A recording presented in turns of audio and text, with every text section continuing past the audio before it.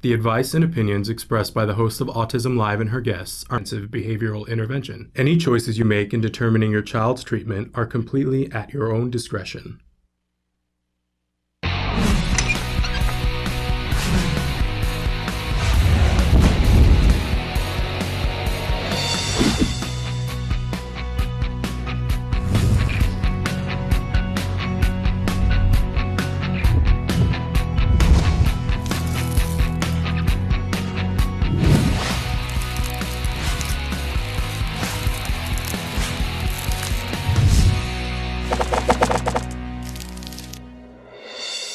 Good morning and welcome to Autism Live. I'm Shannon Penrod and we are webcasting to you live from the Center for Autism and Related Disorders headquarters in Tarzana, California. It's Thursday, it's September 20th, and we've got a lot to talk about today and a lot going on in the world, some of which has to do with autism that we'll talk about in just a little while. But we are going to be with you for the next 2 hours talking about topics having to do with autism and how we can be more effective, more efficient working with a child on the autism spectrum, or how you, if you are somebody who is on the autism spectrum yourself, can be more effective, more efficient in your life, facing all the difficult things that you have to face. And I'll be honest with you that the things that we talk about here hopefully should apply to all of us, that will help all of us to be able to face the difficult things that we face in life. We all have different skill sets. We all have things that we are better at than other things and could possibly improve on in some areas that might have a lasting benefit throughout all of our interactions that we have throughout life. So really, you know, we talk about autism, but we spend a lot of time talking about ABA, applied behavior analysis, which is actually proven to be effective for all of us, including our kids on the spectrum, including all of our kids on the spectrum. I know that there's this big, huge spectrum that we're talking about, and there's lots of different places and lots of different nuances on it, but ABA is effective in creating progress in all of those areas, so that's wonderful. I love that we can spend time learning how to be more effective with our children or with our teenagers or with our adults and learn how to be more effective ourselves, whether we're on the spectrum or not.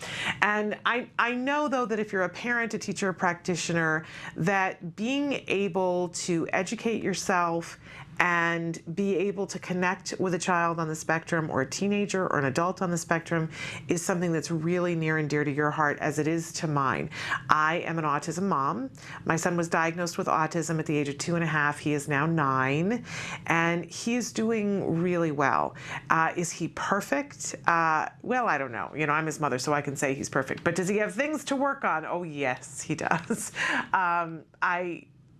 I adore this little boy, and I know what I feel for my child and how much I felt when he was diagnosed, a responsibility to show up for him in his life and to be able to figure out the way in which to meet him where he was as an individual, not to assume that he was like other people, like anyone else, label or not. You know, you meet one person with autism, you've met one person with autism, and to figure out what my individual child needed. I had so much help on that journey from so many really wonderful experts and parents, and we continue to get help and support. And part of my being here, part of my mission in being here, is to maybe, perhaps, help you to find some answers that you're looking for. And the great thing about this show is that it's meant to be interactive. So if there's something that you want to know, if there's something that you have a question about, there's something that you say to yourself, oh, I wish I could just ask somebody about this. Well, this is a great place to do it. It's totally free, totally safe. Don't have to do a bunch of things to be able to interact. So let's talk about how you can do that. If you're watching us right now on autism-live.com, then you will see in front of you, you see a little screen that's got my face, and next to it a box that says Shannon is answering right now. That box is active. We're live. So you can type anything you'd like in there, hit enter, and it's going to appear here on my screen. And notice that you don't have have to go through any lengthy logging in process. You just type and it shows up here. Isn't that lovely? Totally free and totally anonymous. We don't get to know who you are, and we don't get to share who you are. So you can ask whatever you want. And you know what they say, there's no stupid question, right? And there's no silly question either. So feel free to comment on anything that we're talking about. We're going to have a wonderful expert in the studio with us in a little while, and you can ask her questions, you can ask me questions, you can ask me questions that are not things that I can necessarily answer today, but that I can find an expert who will answer it. So feel free, bring it on. Now, if you're watching us and it says rebroadcast, or you're watching in one of the other ways that you can watch the show, because there are many, there are still ways for you to interact. You can email us any time of day or night. We'll get your email when we're in the studio. We'll answer it on the next available live show, and we will also send you a typewritten response, either from us or from an expert. How nice is that? At the first opportunity. That does take a couple of days, right? But you can also phone us. We have a phone line if you want to be patched in directly into the show. You can absolutely do that, or you can call us and say, I don't want to talk on the show. Could be, on the weekend that you're calling, you leave a message, we'll get back to you. Whatever works for you, we're willing to do that. You can also Skype into the show. We had a Skype interview yesterday. We very frequently have Skype interviews. We even Skype internationally. So if you're watching us in any one of the 103 countries where we are viewed, we hope that you'll take part, and we'd love to have you on the show. You can also converse with us on Facebook. We have a Facebook page that it features a lot of information there, and we appreciate your likes when you are there. And if you share things, that's also a wonderful thing. But we love when you answer the question of the day there. We love when you interact with each other, when you uplift each other, and when you share with us. That's a really wonderful place to do that on our Facebook page. We're featuring a story there that we're going to talk about in just a couple of minutes. And you can also participate with us on Twitter. And we belong to that philosophy that if you follow us, we'll follow you. So follow us. And I will make sure that sometimes it takes me a couple of days, but we will follow you as well. And you can converse with us on Twitter as well.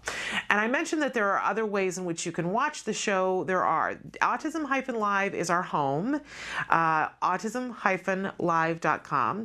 And we air there Monday through Friday from 10 a.m. to noon Pacific Standard Time live. But the rest of the 24 hours, the rest of the, I guess that's 22 hours that's left. I'm not a math whiz. My son is, but I am not. The other 22 hours a day, we show you previously taped, previously recorded shows, the most recent ones. But if you have something particular that you want to watch, because we've done a lot of hours now here with a lot of experts. I'm really kind of overwhelmed with the amount of experts that we've been able to have here, and many more that we have coming up for you between now and the end of the year. And if you want to watch something particular, then you want to go to one of the other sites that we're shown on. Blip.tv is a great example. You can go there. It's like having a DVR for this show. You can go there, search experts, search topics. You can pause, you can rewind, you can fast forward and say, I don't want to talk about that. I'm not in the mood to talk about that today, and fast forward to something that will help you out today. There is so much information that we have now been able to disseminate to you, but you really want to be able to pick and choose, because you don't have all the time in the world. I know that, and you certainly know that. Blip TV is a great way to do it. You can also do that on our YouTube channel. And one of the great things about on the YouTube channel, you can do all those things, search, find the smaller segments, the topics that you want, and then if you like it, you can share it. It's not a great thing, and we appreciate when you do share us. It lets that information, it's free information, and we appreciate when you pass it on. You can also download us for free on iTunes. Totally free, all of these different ways in which you can view the show and interact. And we appreciate when you give us reviews on iTunes. Wonderful thing. Helps more people know about the show. And we are available on Ustream. So all of those different ways you can watch us and interact with us. And we hope that you will, because this show is meant for you.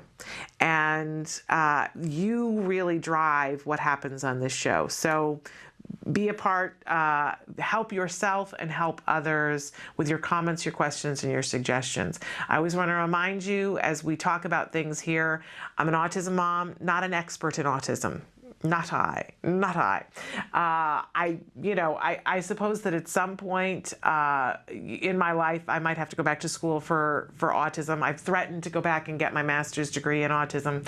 I don't see that happening. I'm busy with autism. I'm too busy with autism to become an expert with autism. But in any case, I'm just your conduit to the good information. So keep that in mind as we chat.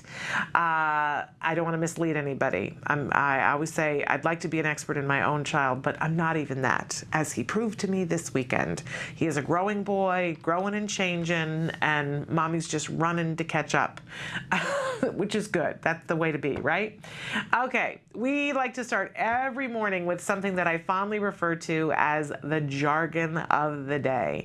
This is the time of day when we take one word, one phrase, one anagram, and figure out what exactly are we talking about in relation to our children on the autism spectrum. We have to make friends with the jargon. We have to, when you sit down to talk with your child's teacher, when you sit down to talk with a therapist, an expert, a doctor, you want to understand what they're talking about. And there's so much jargon, it's overwhelming. So we take it one little bit at a time, try to make sense of it. Okay, so today's phrase is vocal prompt. Now, I have to do a little disclaimer here because we talk about things that are vocal and verbal all the time. And as a parent, I use them interchangeably, which is not correct. When we're talking about kids on the autism spectrum and we're using the term verbal, really what we're talking about is anything that is communication, going back and forth. So someone pointing is actually verbal.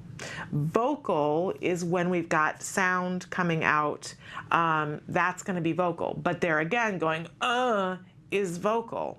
And I know I get confused a lot because people will refer to their children as being nonverbal when they are capable of communicating with a device, or they're pointing, or they're uttering.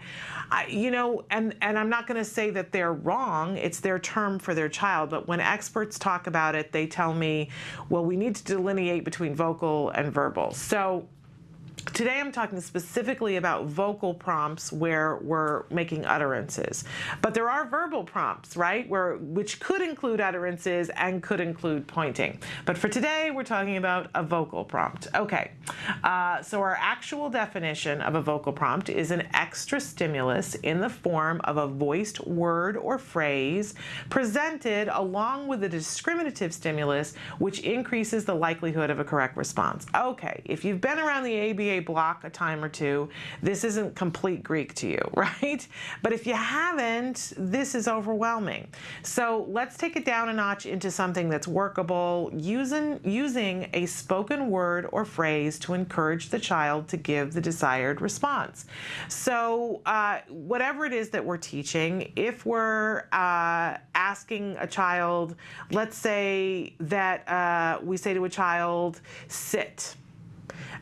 Because we're wanting that compliance, and the child, is looking around and isn't sure what to do, and we say red chair. That's gonna hopefully help them to know I'm supposed to sit in the red chair. There's so many things throughout the day. Of course, my mind goes blank when I think about it, but there are so many things that we do to encourage a child. We say something to encourage them to do it and to help them to do it. I could say sit in the red chair to a child, and then I could say right there. And of course I'm making a nod with my head as well, but and I could point to it. But if I'm saying right there, that's the vocal prompt. We do this all the time in real life, without thinking about it, in all kinds of circumstances, whether we're with our children that are on the spectrum or with people that don't know anything about autism. We all engage in vocal prompts every day. But we want to be mindful when we're doing that with our children, because we don't want to constantly be giving vocal prompts. One of the things I've talked about before on the show is that as a woman on this planet, and it's not all women, so I don't want to generalize, but I use a lot of verbiage. I talk constantly. You'd never know it, right? And I do that to my child about everything under the sun. And when we're giving vocal prompts, we want to make sure that they're as short as possible, and we want to fade them out because we want the goal is for the child to do the behavior on their own at some point, right? And if I keep yakking at my child, I'm not giving him the opportunity to do it himself. He's at an age where sometimes he'll go, Mom, seriously, I don't need that much help.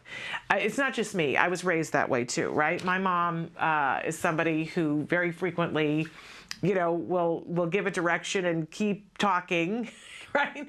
I come by it honestly, but we want to be mindful of it. Vocal prompts are great, but we want to keep them short, and we want to remember to fade them as quickly as possible to give the child an opportunity to do it on their own. Because that's the end goal. We're always trying to remember the end goal. Okay, that's our jargon for the day. We also always have a question of the day. Our question of the day is meant to get you thinking, and I really like this question. I think this cuts right to the heart of it. If you could get a grant for $1,000 to $5,000, if you could, I'm just saying, let's play for a second, what would you use it for? What would you use it for? We talk about autism grants from time to time, but if you had a $1,000 grant or a $5,000 grant, what would you use it for? I want you to dream a little bit and send it off to Facebook or Twitter or write into us and tell us what would be the thing you would use it for. And I have a reason why that I'm asking. So, and I'll share that soon. But would love to know, what would you spend it on? For me personally, we have not yet bought our child an iPad. Does he need it to communicate? No. Does he need it for some of the things that he's trying to do in some of the apps that I want him to be able to use? Yes. So that's what I would do. Just saying. That would be me. Or a tablet, not necessarily an iPad, but a tablet of some sort. Okay, but I'd love to hear from you, because I know you guys have some lists of things that would be useful to you. Would it be an assessment? Would it be some sort of device? Or would it be, I don't know, CARDI learning, skills? Would it be something else? I'd love to hear from you. Okay. We also always have a topic of the day. Today's topic of the day and the topic of the entire week, if you haven't guessed already, is funding. This is a part of this journey, right? We have to figure out the funding, but there are grants that are available. There are organizations that help. We just have to be better about connecting the right people to the right place. So we're going to talk more about funding today because it's important. And it's a big part of the stress, the funding part of it. So we will chat about that today. And some of the other things that we're going to be talking about today, we're going to be talking about compliance. But I'm going to wait and talk about compliance when BCBA Angela Persicke is with us, because she's going to talk to us today about compliance and non-compliance, and also be answering your questions. We're going to talk a little bit about executive functions today. I have a myth of the day, and we have some autism news. Not happy news, but we have some autism news that it's important to share these things, because it's important for all of us to know what we're up against. And we're up against a lot of ignorance, truthfully. So that's what we have on the schedule today. But of course, as you know, when you guys write in, if we have things that are planned and you guys write in questions, we throw everything else away to deal with your questions, because we're all about that. So write in. Now's a good time to do that. We're going to take a break, and we're going to come back and talk about these two news stories that we have to share. Stick with us.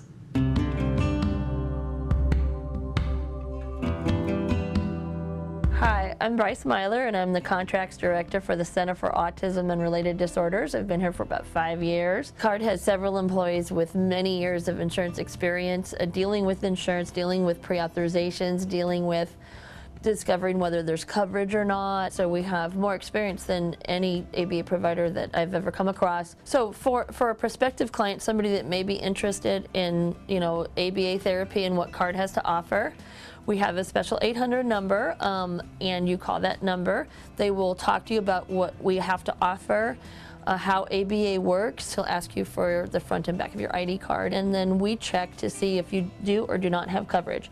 If you have coverage for ABA therapy, we try to do whatever we can to set it up where we can bill for you and you don't have to fight with the insurance company every month to get your claims paid. For California residents, we recently did a series of insurance trainings all over the state, and you can click on the link below to watch pretty much the full presentation. It has a lot of information, how you can get your insurance company to comply with what they're supposed to do, understanding the networks, and many other valuable pieces of information.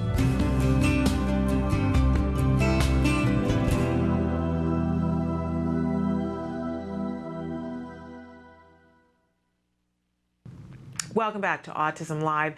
Wanted to share a couple of stories with you, and then we have a comment that's come in that I'm going to talk about in just a second, a question.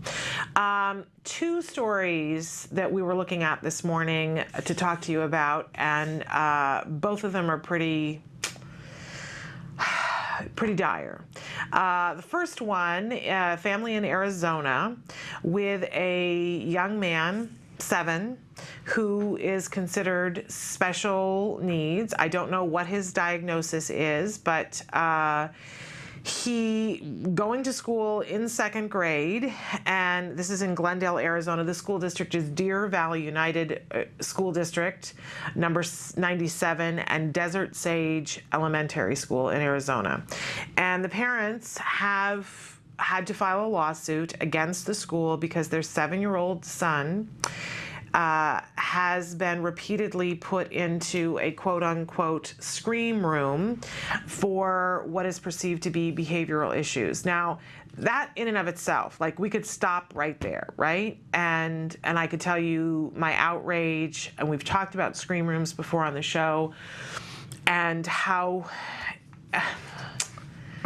upsetting it is because it stems from ignorance. The idea that if a child has a disability and isn't able to do something and engages in challenging behavior, and then we put them in a scream room, and there are school districts who will refer to this as a way for them to have a sensory-free, blah-de-blah-de-blah. Oh, yeah, then why are we waiting until challenging behavior happens to do that? That's punishment, and I think we all know it.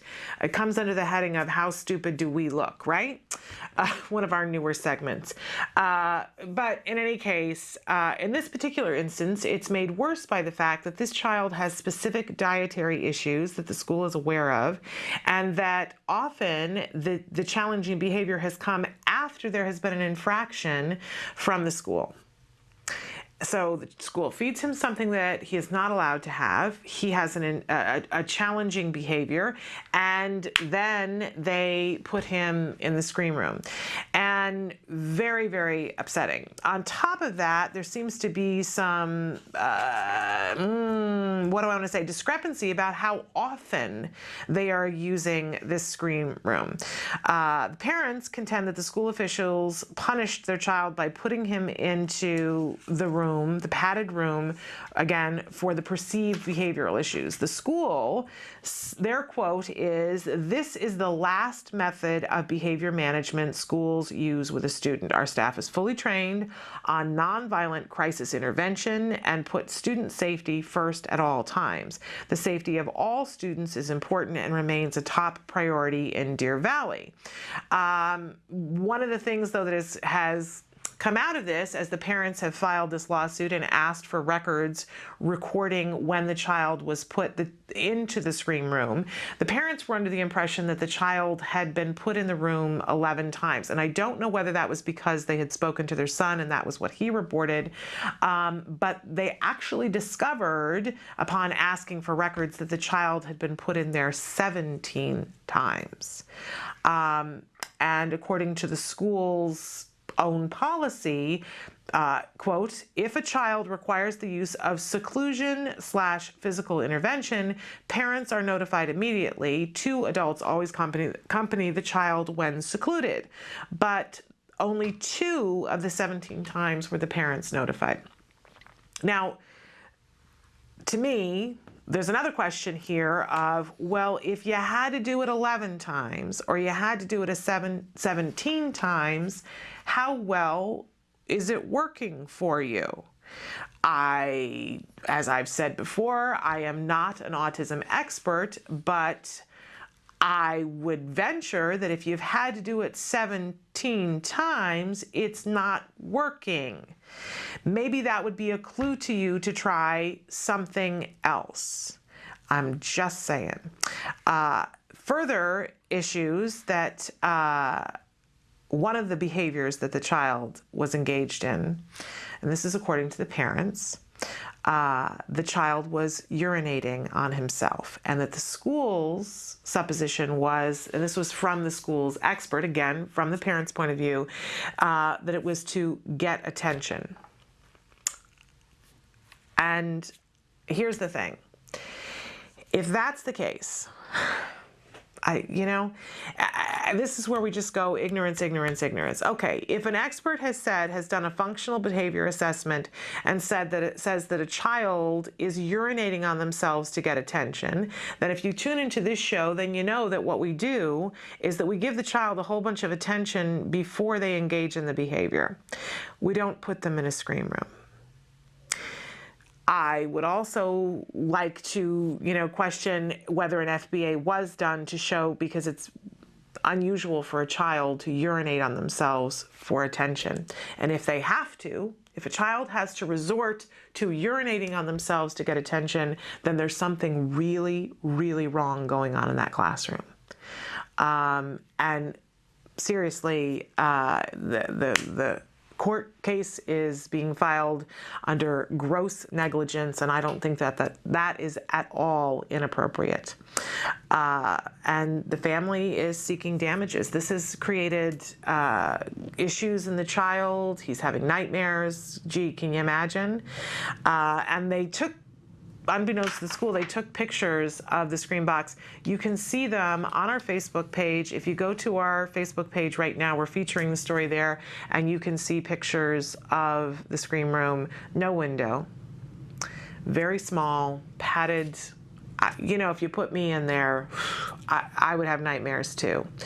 And the child has also demonstrated some scrapes and scratches and things that conceivably came about as the two officials were dragging him to the room on 17 occasions. Really, really upsetting.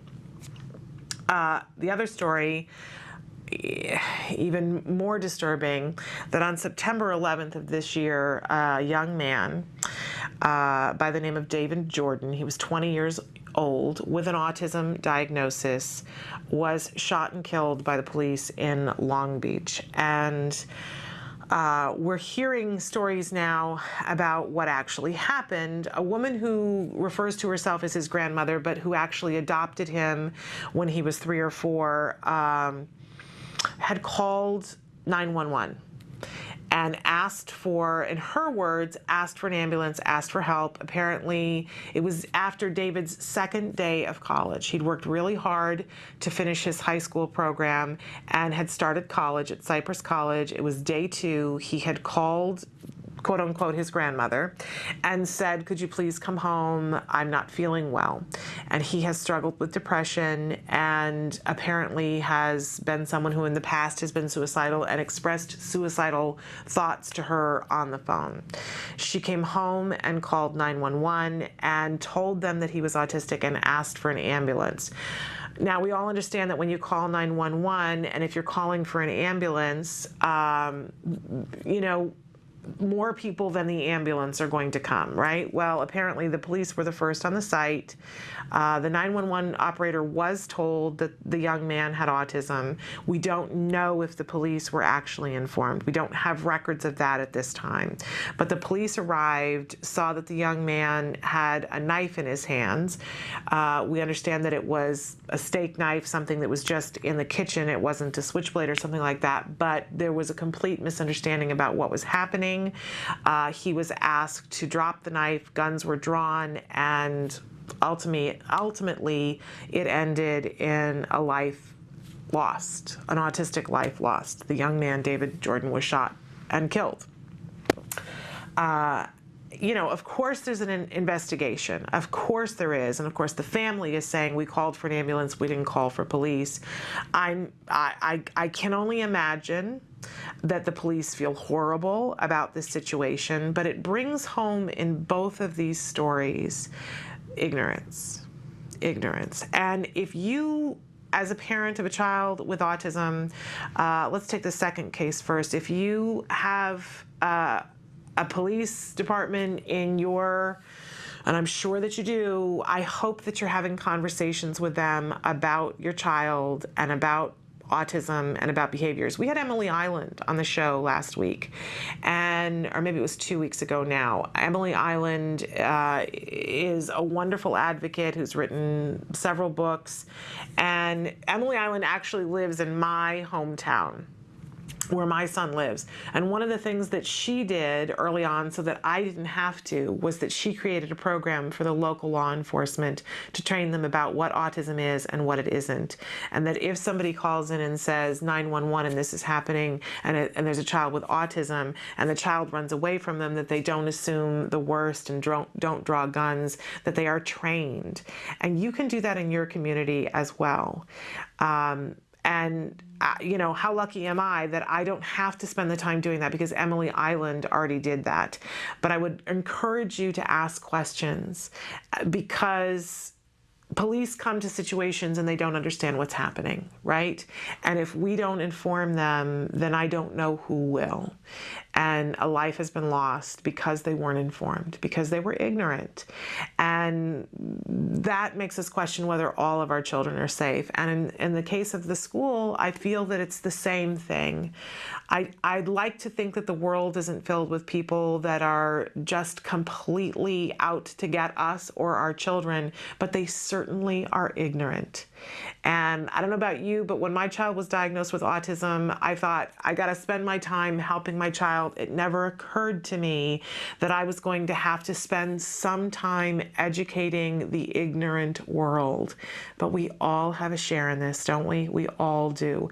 And if we don't get the job done, these kinds of things will continue to happen. I hope that you spread the message and let the police officers and first responders in your community know your child and know what autism is, and help them to be educated, and that you fight for your child in school settings. And if you are aware of the fact, apparently Arizona is one of 6 states currently. There are only 6 states left that have laws on the books that allow for seclusion and restraint of children by schools. We have to change that. We have to change that. That's six states too many. This is the wrong. First of all, it's inhuman, and second of all, it doesn't work. It's time to put it to an end, and we have to do that. Sad, sad stories, but hopefully they will be a call to action to the rest of us to ensure that these kinds of things don't happen in the future. We're going to take a break. When we come back, we're going to talk about a parent has commented, and we're going to take that on when we come back. Stick with us.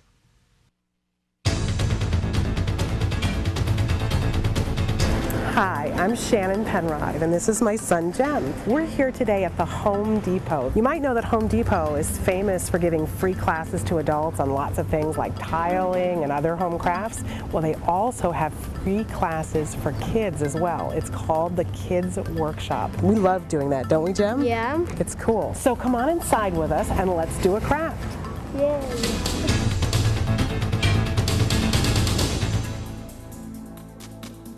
The Kids Workshop is a program that's been around with Home Depot almost since we've been a company, and it's been developed to allow kids in the community to come in and give them an opportunity to build something, to be able to create something and be able to take just simple wood pieces and put them together with nails and hammers and screwdrivers and then paint them. So you do this every first Saturday of the month. Any Home Depot that you go to on the first Saturday of every month between 9 and 12, you can join different associates throughout different stores and build these projects with these kids. And do they have to do anything beforehand, or can they just show up on that Saturday? All they need to do is show up. We have all the tools, all the materials that the kids will need. We have aprons that we give to the kids that they can take home and maintain their pins. They get pins on a regular basis for completing projects. With that, they can keep track of how many projects they've done. And it's all free. It's all absolutely free, all provided. Which is wonderful. And Wilson, I have to say, you guys devised this for all kids to be able to do this. Correct. What I particularly love about it as an autism mom, it gives my child a place to come and learn a new skill well to socialize with kids of all kinds. Absolutely. And that's what we're here for. Home Depot is definitely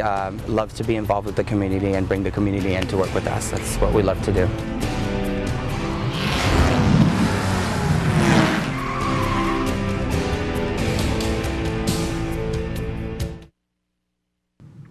Welcome back to Autism Live. We've had a parent write in, and I want to show this question to you right now. I think I may have already pushed the button. Hi, Shannon. My son rides the bus. The district removed the bus attendant. They said you have to have that requested in your IEP. This is requested in our parent's statement attached to the IEP. Their claim is the request is, and I'm assuming you said in, but I'm assuming it is not valid because transportation was not at the IEP. It is stated in the IEP for transportation requirements, see parent's statement. Suggestions, I gotta scroll down, hold on one second. Suggestions, please. I have also contacted an education advocate to help me also. Great. Well, I think having an advocate is great, and ask the advocate if they can help you with this particular issue. Man, they're playing fast and loose. I'm not sure, I have a question here because I'm not sure that I understand exactly. Their claim is the request is not valid because transportation was not at the IEP, as in a member of the transportation department wasn't there at the IEP, so they can't, because the aid, I don't know how your school district does it, but the aid isn't paid for by the bus or isn't under the bus. They're your child's aid. They should get an aid to ride on the bus with you. And so if it's that they're saying somebody from the transportation department isn't there, oh my goodness, are they grasping at straws? What is important to me is that if you included it in your statement and you attach the statement to the IEP, they still need to address it. And if they haven't addressed it, they need to in the IEP. And it says in the IEP, see parent's statement, but it doesn't say that they agreed to it. I think that's where you're gonna have a little bit of a dicey argument that you may need the advocate for. And you know, it's one of those things where you're gonna have to walk a very tight rope, and the advocate might be really, really helpful at this, much more than me because I'm not an expert legally. But it is sometimes a tightrope where if you push it and say, okay, well, you didn't comment on this, then they're going to say, okay, well, in writing, they'll say to you, no, we're not getting an aid. And that's not really what you want to accomplish, right? It sounds like that there was somebody on the bus, an aide, or if they're calling it the bus attendant, and that they got rid of it. And so my questions would be around, well, why? Why? And that's what I would be asking them. Why did you get rid of the, now that's assuming that there was somebody there and they got rid of it. If it isn't that, write and tell me. But if there was somebody and they got rid of it, then I would say, why have you gotten rid of it? There's nothing in the IEP that says we're getting rid of it. So why have we gotten rid of it? You know, is there some reason that you have? Because they can't say money. They, you know, and chances are that's the reason, right? But they can't say that. Okay, so you wrote back and said, yes, there was an attendant. So that's what I would be talking to the advocate about, and that's what I'd be talking to them about it and saying, what was your rationale for getting rid of it? Because if that's going to force their hand a little bit, because they either have to say, oh, your child doesn't need it, or I don't know, or they're going to have to put it back in, right? And the argument that they're going to come back with is, oh, your child doesn't need it, or they can say, well, it wasn't in the IEP, and you can say, well, you know, the argument is that it is, let's make it clearer, doesn't my child need it? Don't you agree that my child needs it? In the meantime, you want to ask yourself some important questions. Do you want your child to still be riding the bus while you guys figure this out, or not? And if your child is riding the bus, you want to be documenting everything that happens in the best way that you can, and that's going to get dicey, right? Because you can't ride on the bus, and I don't know if your child has the ability to talk to you. I don't know if there were incidences on the bus before, but any reason, you want to be amassing all the reasons why your child, not only your child, but the other children on the bus, why your child needs somebody who's there with them. You know, has your child ever hit anybody, bit anybody, ever engaged in the behavior on the bus that there's a record of, that your child did something, because then you can say to them, well, clearly, the child still needs an attendant on the bus for X, Y, and Z reason. Is there any reason that you have you done any assessment to show that my child does not need that now?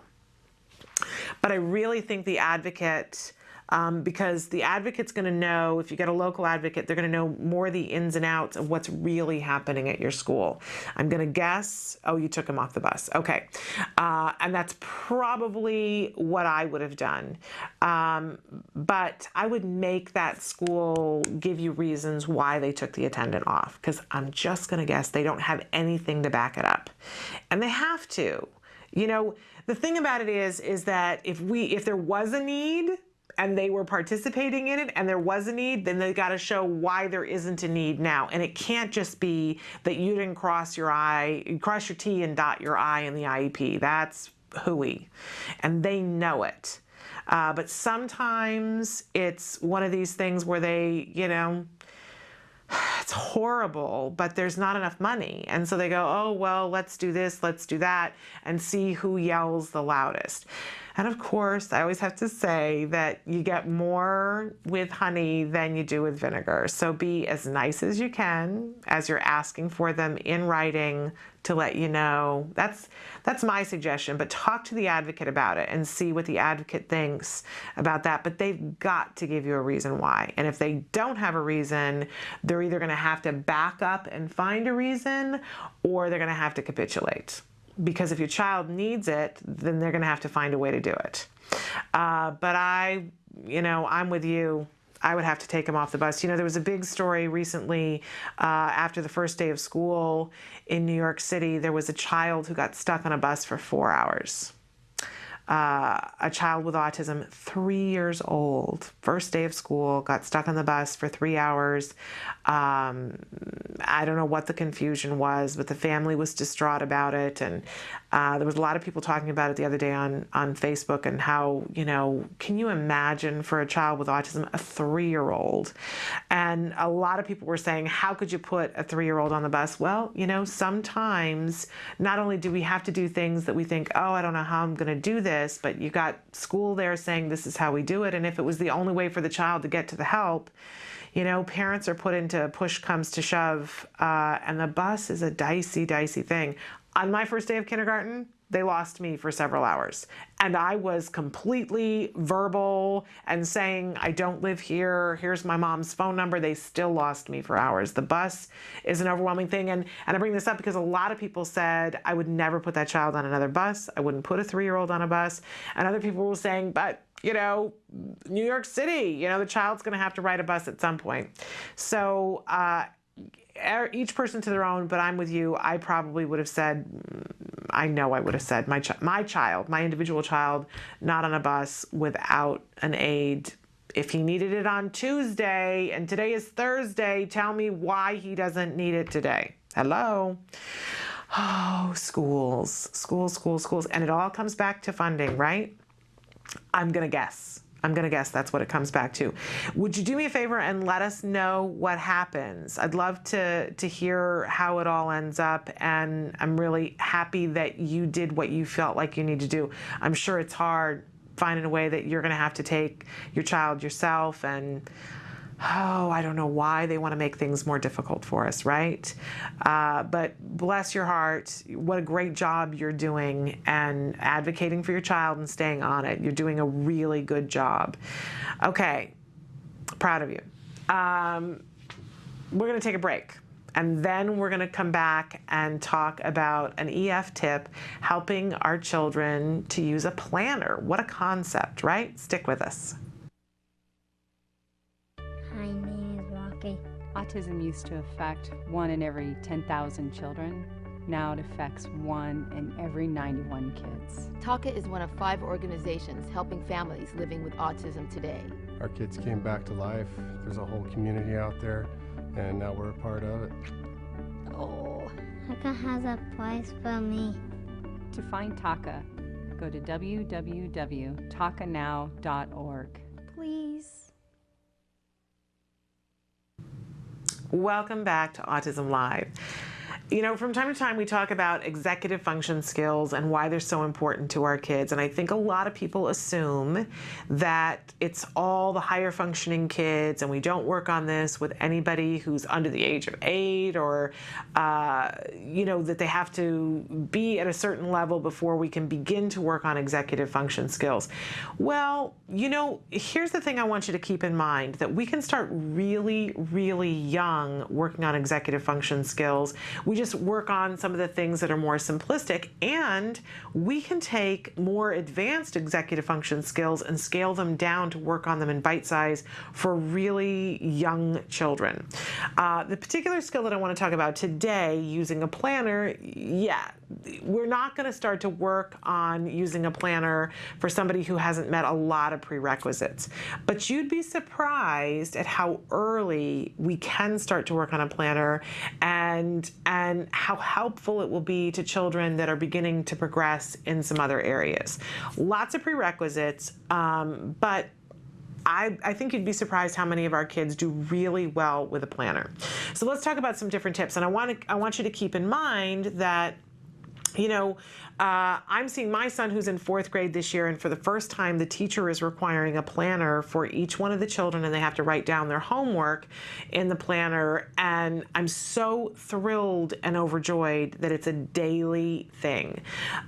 We've been doing planners with him in different ways before 4th grade, in lots of variations. Like when he was in kindergarten, we had a planner that was a weekly planner for things that would happen when he would come home from school, and it was a strip, and it had little pictures of what was going to happen on individual days, because we were working on calendars with him and getting him to understand that some things happen on Monday that don't happen on Thursday. And so it was a little strip that had the Sunday, Monday, Tuesday, Wednesday, Thursday, Friday, Saturday, and there would be a picture after school, and all we dealt with was the time right after school. And so there'd be a picture of, well, you know, this therapist is coming on Monday. So he would come home from school, and he did half-day kindergarten, and we would have lunch, and then we would look at the planner.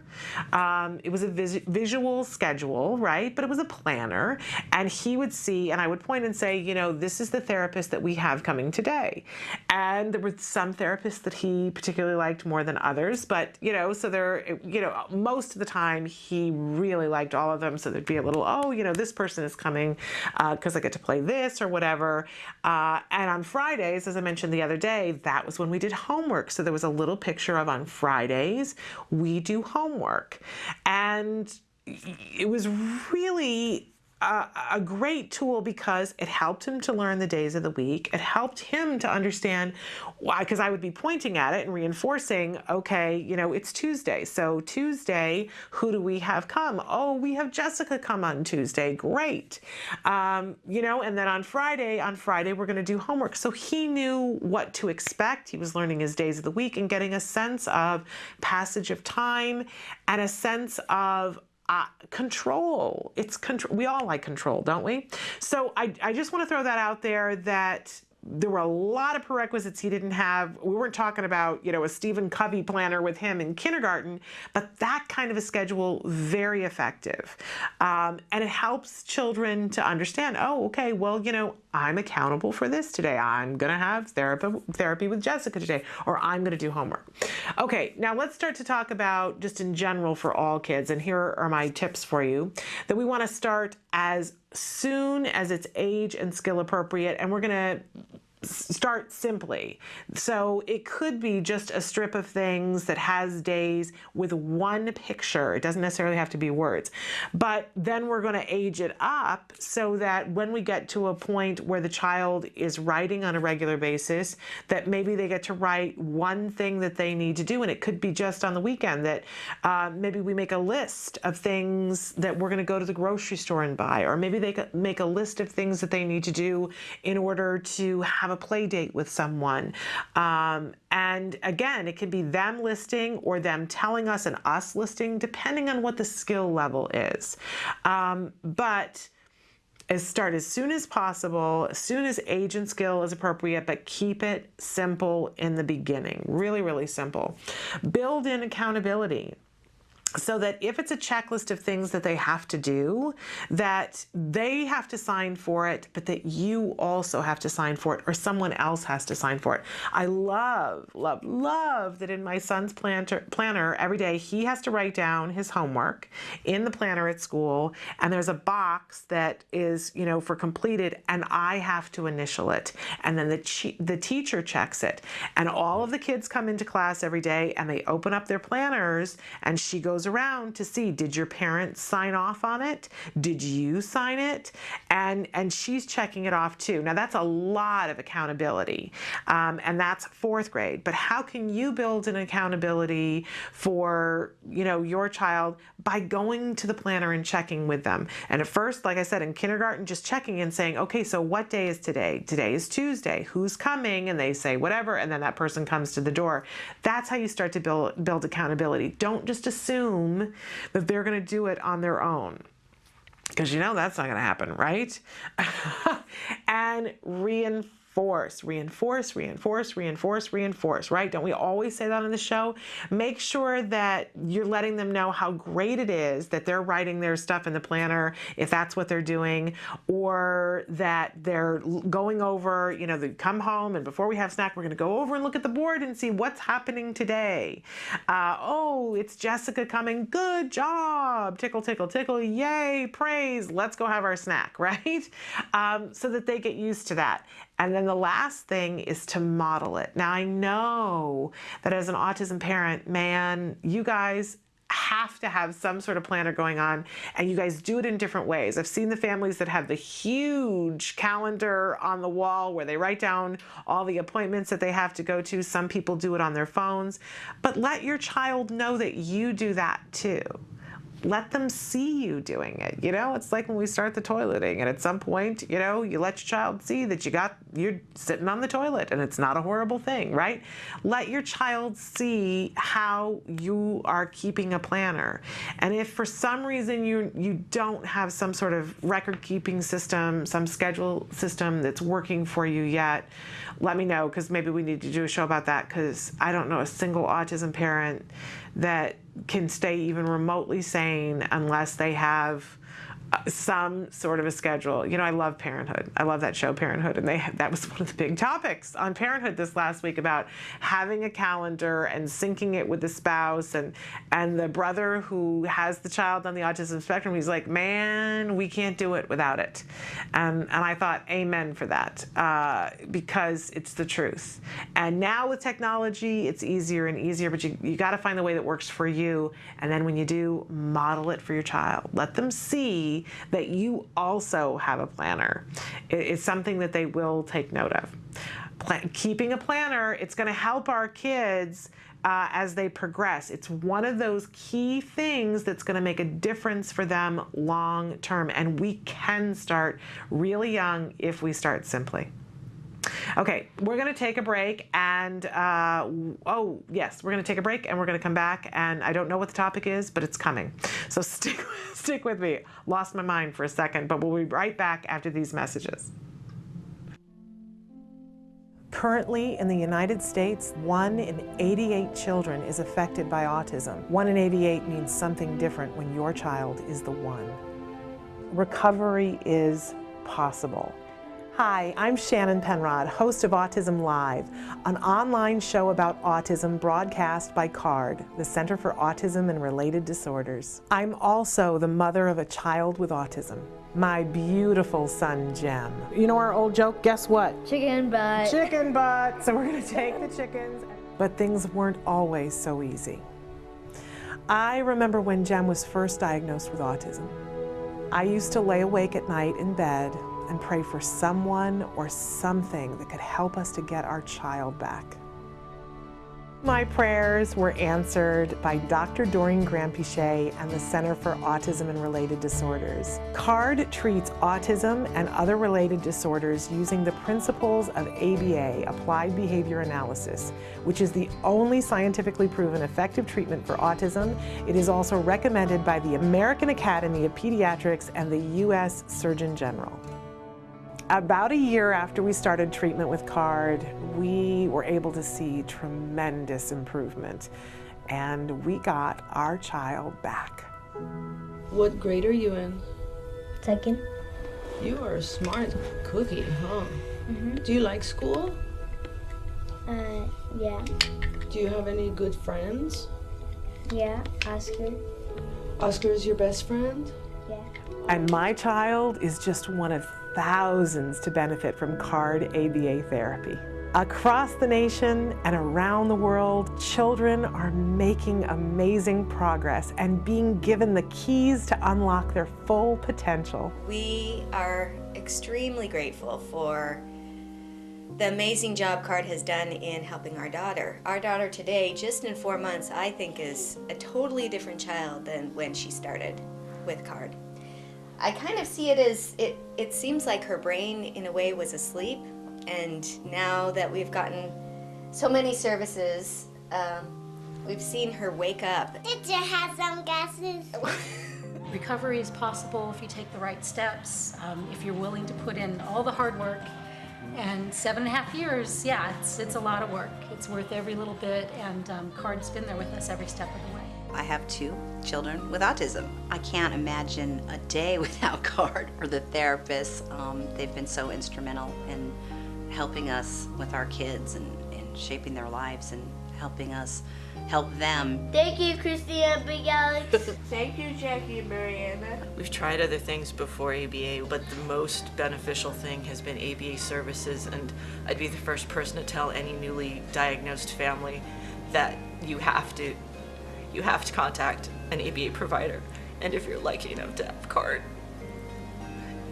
you're very blessed. Recovery from autism is absolutely a possibility. We've been recovering children for over 20 years. It's just a matter of identifying the child's medical needs, understanding the child's sensory issues, and then teaching the child all of the skills they need in order to function normally. We know there's hope for autism. Autism is treatable, and recovery from autism is possible.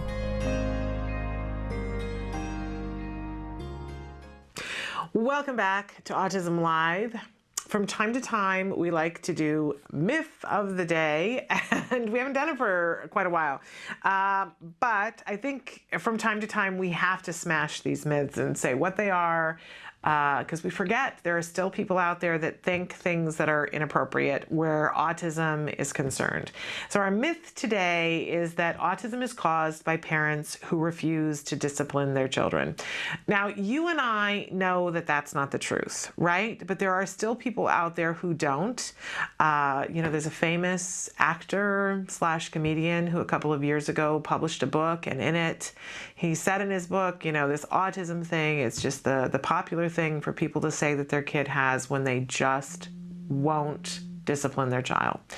And he got a lot of heat for it, and he said he was being funny, and I don't find that funny. Just not that funny. That's somebody who's willing to say that in public. There are a lot of people who think it in private, and it does have an impact on our children. And it does have an impact on the way people react to our children when we're out and about. But more than that, I think it leaves room for us, especially when we see that the child can make improvement, to say to ourselves, is there an element of this that is truth? I know that I went through a thing when my child started ABA therapy, and he started to improve, and I saw the therapist comes and my child behaves in a certain way, but when he's with me, he doesn't. So does it make it my fault? And I think it's important to remember that the principles of ABA say that in order for any behavior to be maintained, it has to be reinforcing. And we have gotten into a pattern with our children where sometimes inadvertently we have reinforced behavior that we didn't want to see happen. But that doesn't mean that it was because we failed to discipline our children that it happened. Our children progress in a way that is different from typical children. They learn things in a different way, and they don't find things reinforcing in the same way as typically developing children. Nobody handed us that rule book. We didn't know. And so inadvertently, we may have reinforced some behaviors that we didn't want to see happen. But once we learn that we can change our behavior slightly to reinforce a different behavior in a child, we will see different behavior. But it does not result, it's one of those if P then Q kind of confusing things. Our behavior didn't cause what happened, but we can alter our behavior now to create something new. Not our fault, information that we didn't have. Nobody comes up to you and says, hey, by the way, you know, if your child doesn't respond and look at your face, then here's the whole other rule book. I think maybe sometime in the future, when we get doctors to be able to diagnose autism much earlier, we'll get help much earlier. That's our hope, all of our hope, right? But we have to let go of personally ourselves thinking that we have caused this. We didn't. Our children develop differently. Once we have that information, we can begin to be able to help our children in various and sundry ways so that we can get to better behavior, but we didn't cause this.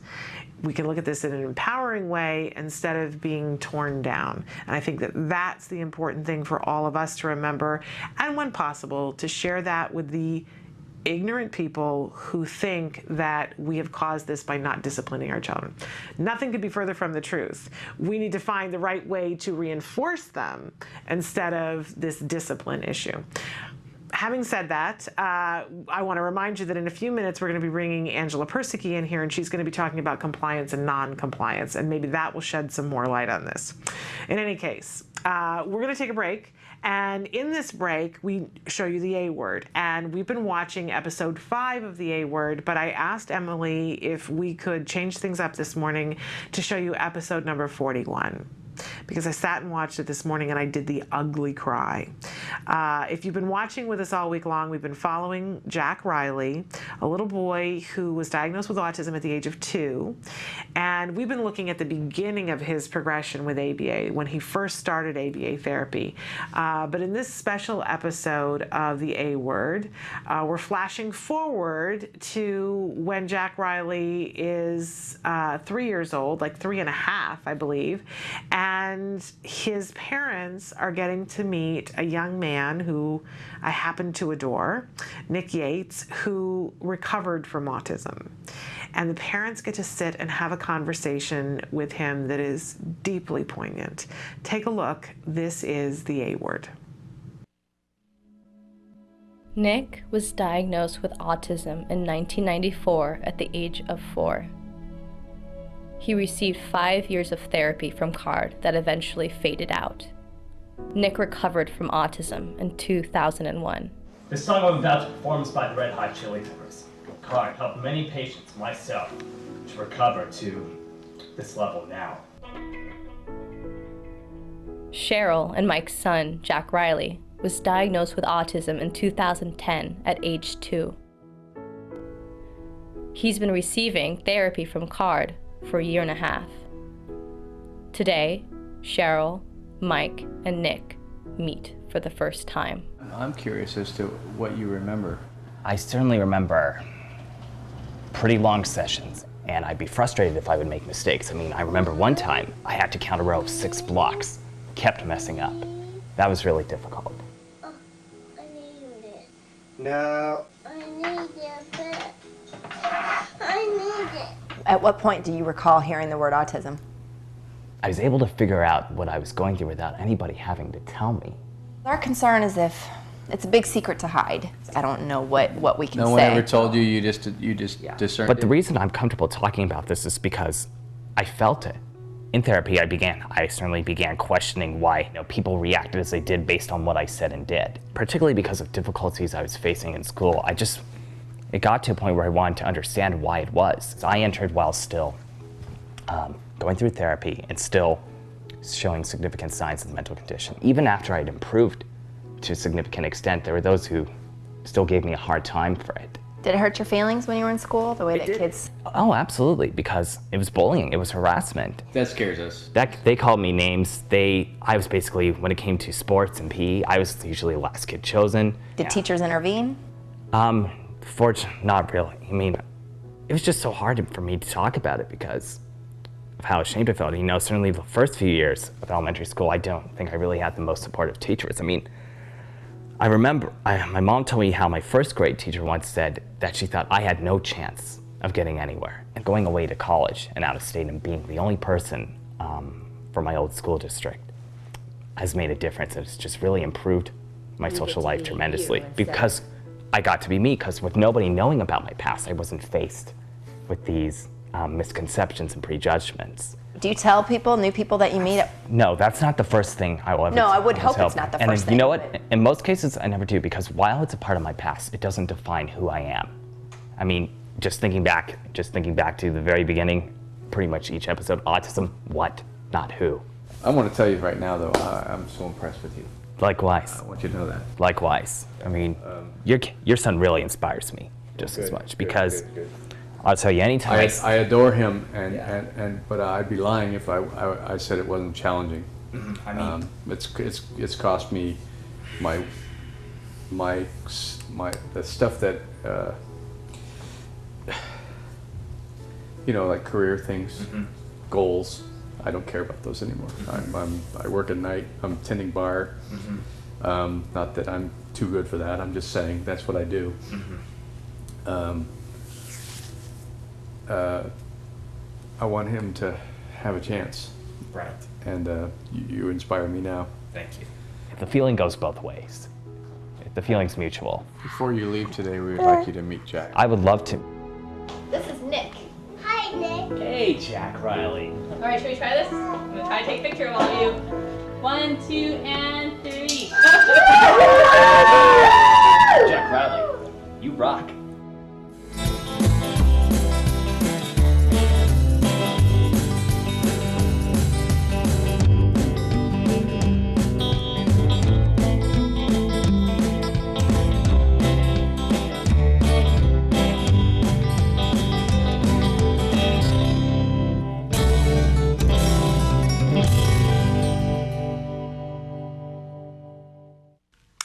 Welcome back. That was the A Word, episode 41. I'm trying really hard not to do the boohoo thing, but there were so many things, and there are so many things that I want to say. First of all, I remember talking to Nick the day before he was going to go and meet the family. And Nick is a friend of mine, and I'm proud to say that he is a friend of mine because he's an incredible young man. Okay, boohoo cry. An incredible young man who I've only known for a couple of years. And I heard about Nick, first of all, because his mom is a special education attorney. And she held a panel a couple of years ago. Great woman, Bonnie Z. Yates, has a great website, bonniezyates.com, that has a lot of information. If you're looking for legal information, even if you're in another state, visit Bonnie's site because she's got great stuff on her website. And an incredible woman, an incredible woman. And she years ago had a panel where she had a bunch of parents, I think there were 10 of them, came and sat in front of an audience. It was free, and they were all parents of children who had recovered. And, you know, we talk about recovery from time to time. Let me just say that at a certain point, when a child no longer qualifies, they get to a certain point, they've progressed so much that if you take them into an independent person who assesses and they assess and they don't fit the criteria for autism, what do you say? You know, what possible term could you have? And a lot of kids do get to that point. They don't fit the diagnosis anymore. And that certainly happened for Nick, and it happens for thousands of children. It's not as rare as you might think, what a lot of people think. But a lot of these kids go on with their lives, and their life is normal, and they don't spend a lot of time talking to people about the fact. They don't announce to their friends, oh, by the way, did you know that I went through 4 years of therapy and they said I had autism? And, you know, it's not helping them to do what they are able to do now. So, you don't walk down the street and see people every day of the week that go, hey, by the way, I recovered from autism. So my husband and I we never went anywhere, never found a babysitter, but we said to friends, we need to go to this event. Our son had been having therapy for a little while, and we just felt like it was something we needed to go. And Bonnie's law firm had been really instrumental in helping us on a number of different occasions, but I'd never actually met her, and I hadn't heard her son's story. I didn't know she had a son who had been diagnosed with autism. But we went and we saw all these people speak, and some of them had video and pictures of their children, both then and now, and we saw a video of Nick at that point, and he was just getting ready to go away to college. That's how long ago this was, because he is now starting his final year of college. And in any case, a remarkable, remarkable young man. And I remember sitting there and thinking, okay, you know, these 10 people, this is where they got, and, you know, where are we going to get, and being filled with hope. And like I said, since then I've had the opportunity to meet Nick and talk with him, and he is a friend. I consider him a friend now. And he came in here, and he's been on the show. You can watch interviews with Nick if you search YouTube or blip.tv and see passionate young man, and intelligent. Oh my goodness, off the chart intelligent. I can't keep up with him sometimes because he'll talk and I go, I don't, explain what that word means to me. That kind of intelligent young man. And in any case, he was talking to me and saying, I'm going to go and meet this family, and I'm going to meet this young man. And he said, you know, have you been watching the series? I said, oh my gosh, I'm the biggest fan of the A Word.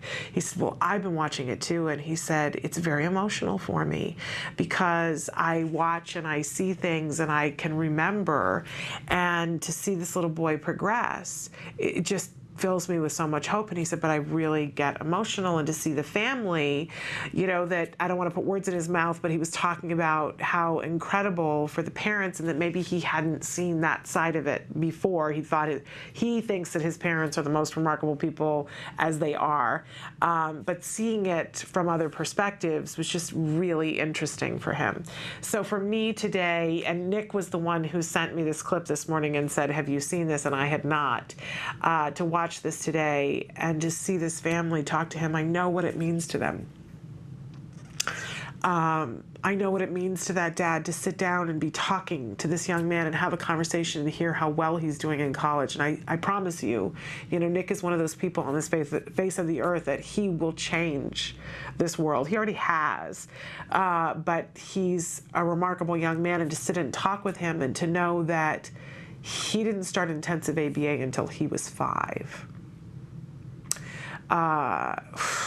You know, it's the ugly cry, right?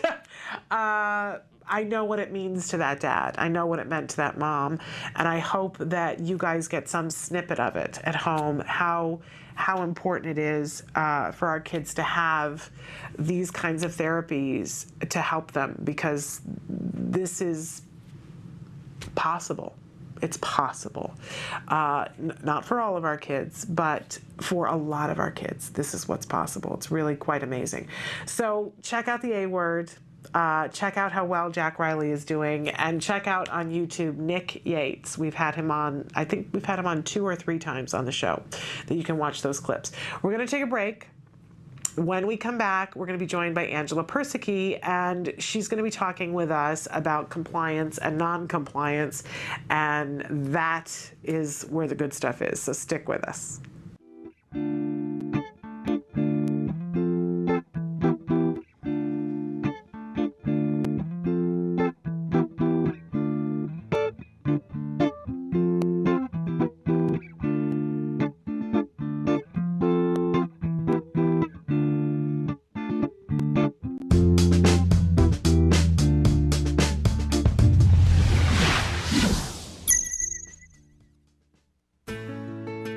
Skills is a revolutionary web-based program that incorporates comprehensive assessment, curriculum design, progress tracking, and treatment evaluation for children with autism all in one place. Developed by the Center for Autism and Related Disorders. Our approach is based on over 40 years of research on the principles of learning and their application to improving the lives of children with autism. How does Skills work? Created with speed and simplicity in mind, Skills was modeled on an easy 3-step process. Step 1. Start assessment. Step 1 begins with our intelligent assessment system, which consists of a series of questions. This assessment is essential to identifying your child's level of skills compared to their typical peers across all areas of development. This includes assessing social, motor, language, adaptive, play, cognition, executive functions, and academic skills.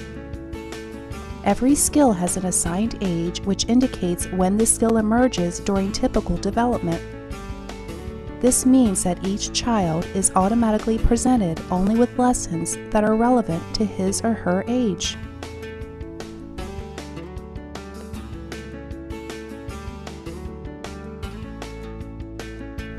Step 2. Choosing activities. It's now easier than ever to build an individualized treatment plan. In Step 2, you are presented with an individualized pool of activities that are directly linked to your student's assessment results. Each activity represents a specific skill that has been indicated by the assessment as needing to be taught. Activities are categorized by curriculum and then by lesson. There are 3 main types of skills: building blocks, fundamental, and expansion skills. Fundamental skills are necessary for successful everyday functioning. Building blocks are prerequisites to a fundamental skill. Expansion skills are non-essential skills, but may provide further enrichment in certain areas. After reviewing the activities available to you, you can quickly add your chosen activities to the treatment plan by simply checking the box and clicking the button. Step 3. Start treatment. Once you have selected and added the activities you want, you are ready to begin teaching. Skills provide you with all the tools necessary to design and manage an effective curriculum plan, such as printable activity guides that are customizable by the teacher, supplemental teaching aids including printable data sheets, teaching guides, visual aids, worksheets, and tracking forms, detailed IEP goals and benchmarks for each activity, brief and visually appealing video tutorials, a variety of treatment progress and clinical timeline charts, and lots more. And since Skills is completely web-based, everything you need is available 24 hours a day, 7 days a week, in one easy-to-access location. Skills users even benefit from unlimited access to a support community, where they can ask questions and share ideas with a skills expert. Skills is always with you.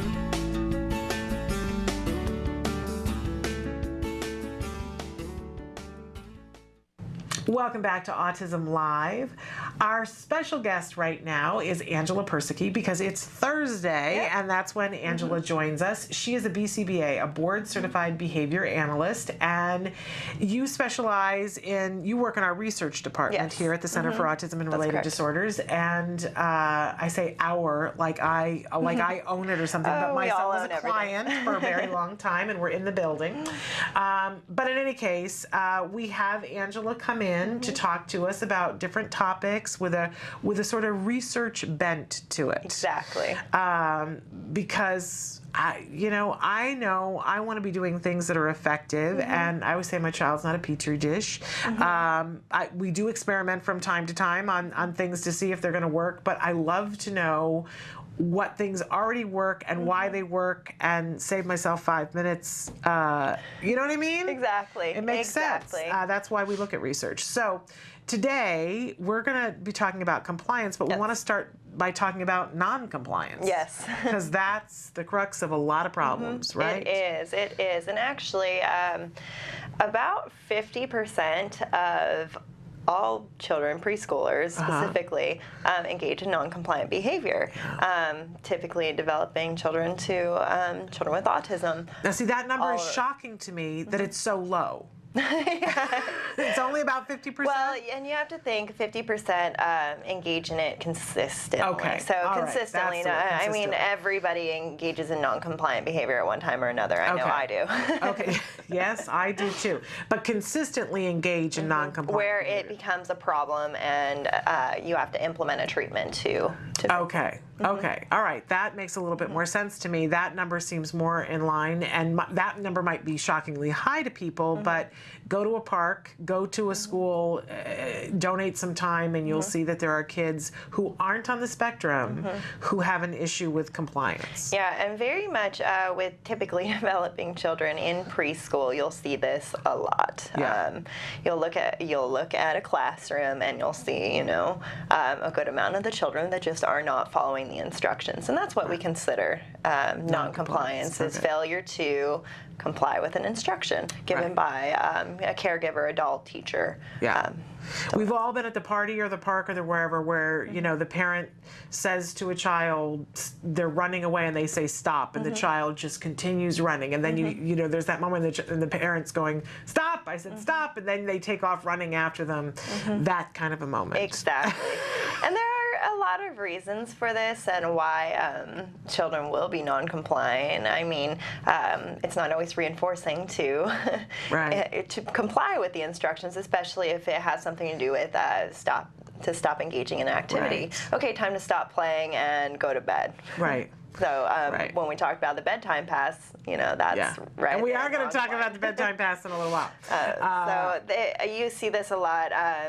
There's also some ideas about counter control, so wanting to control others, and if you're complying with instructions, you're not necessarily in control in that situation. That's a little fluffy for what we usually use as explanations for things. But for the most part, it's really about what is reinforcing and why complying with the instruction would be reinforcing to the child or not. You know, what's interesting to me is because when my child was, you know, we started losing language at about 2 in a month, right around 2 actually, that he started losing language. So a lot of those toddler years, we just didn't have any kind of, you know, vocal or verbal behavior happening. It was going away. And my child was frequently non-compliant, and, you know, it was very frustrating. And he still has moments where he's non-compliant now, and my son is completely verbal now, and sometimes very well-spoken in terms of what he says to me. And if he does something that I've asked him not to do, and then he does it, and I say to him, why did you do that? He'll say, well, because I wanted to, you know? And that's a really hard thing. Oh, of course he wanted to. That's a hard thing. And I think back to all the years, well, it was like 2 main years where my child did not have the ability to say that to me. And all that time that he was running away from me in the store, in the parking lot, or at the park, or, you know, getting ready to stick his finger into the light socket, you know, and I want to put on all of those moments in my brain, but he wanted to. Because he did. He wanted to do all of those things, and we can't let them. We can't let them. But if you're sitting there and thinking, okay, well, my child does a bunch of things and I ask them not to and they don't, they want to. They want to. Yeah, exactly. And you think, oh, my child should listen to me, should want to listen to me, but and it's a respect thing. Yeah, it's a respect. They should respect me. And this is a misconception. And you know, if it's a typical child or a child with autism, it doesn't matter.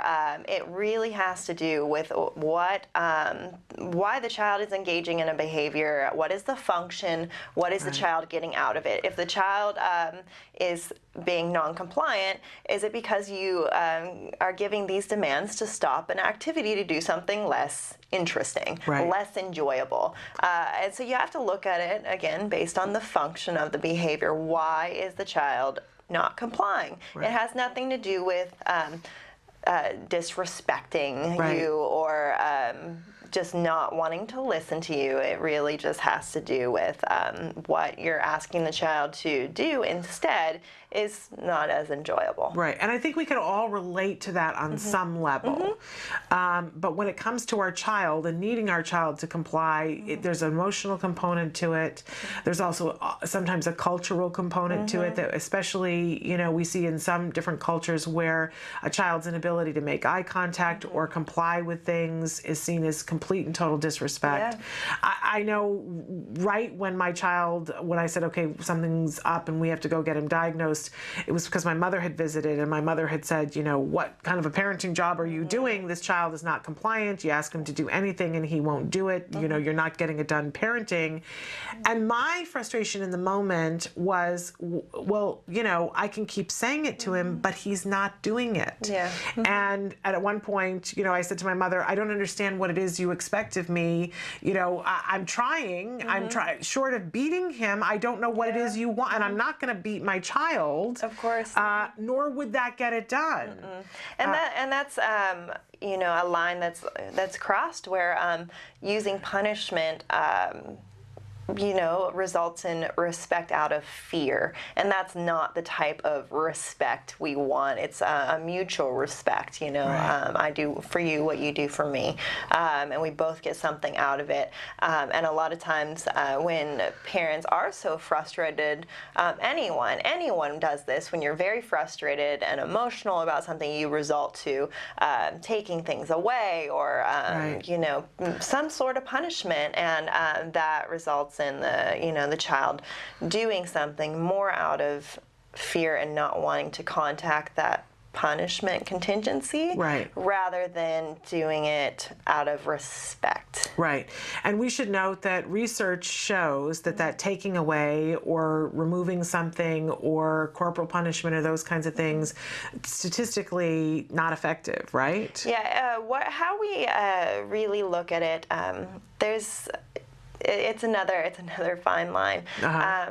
But reinforcement procedures are much more effective. Okay. But once you get to a point where you've tried everything using reinforcement and it's not working, that's when you need to examine what is going on in the situations and if you may need to use some type of punishment procedure. But we don't want to talk about it as punishment. Like a typical person will think, taking things away and time out or right. abuse. We don't want to say it like right. that. We talk about punishment as when a behavior decreases over time right. because of this consequence. So it could just be something that you wouldn't think of as necessarily a punisher, but we talk about it in different terms. But when a behavior gets to a point also where it's dangerous, and it's hurting the child or others, and reinforcement contingencies aren't working, then we examine those options. But I don't want to even go there. Well, and we actually have a great video. I don't know, Emily, if we can show it when we go to break in a minute or so, of Dr. Eneos Sipani talking about punishment. Oh, good. So maybe we can show that in a second. But in terms of non-compliant behavior, what else do we need to know from a research perspective before we talk about how we actually get the compliance? Just really what is going on in the environment. Okay. Look at the antecedents, look at the consequences, look at the amount of demands that are given. Okay. Every time you interact with your child, are you giving a demand? Do this, act this way, stop this, you need to go here, eat your dinner, anything like that. You need to look at how you're interacting with your child, and if there are a lot of demands being given, which are often the case because we notice. Because it's our job. And we always notice when something isn't going right, when the child isn't being good. Those are when we notice. But if the child's being good, we don't think we have to intervene. It's like, oh, they're fine. They're behaving. We don't have to do anything.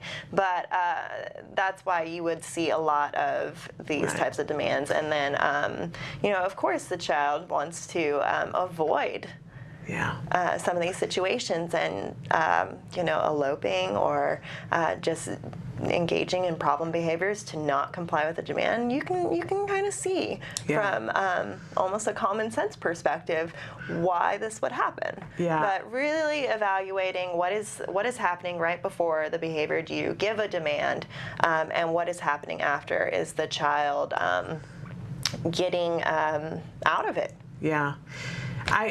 Going back to what you were saying before about the constantly having demands, I always, because I've said before on the show, I'm a nagger. It's my default I go to, and I always try to notice if I'm turning into the school teacher voice in the Peanuts cartoon, that womp, womp, womp, womp, womp, womp, womp, where they just tune you out because you just demand, demand, demand.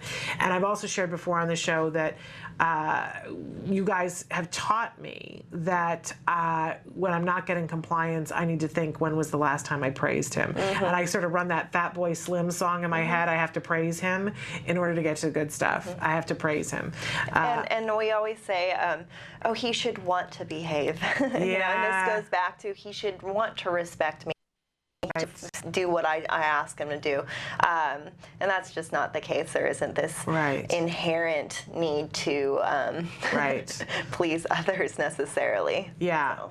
When in doubt, find something, some reason to praise. But we're going to talk about compliance and how we get to compliance.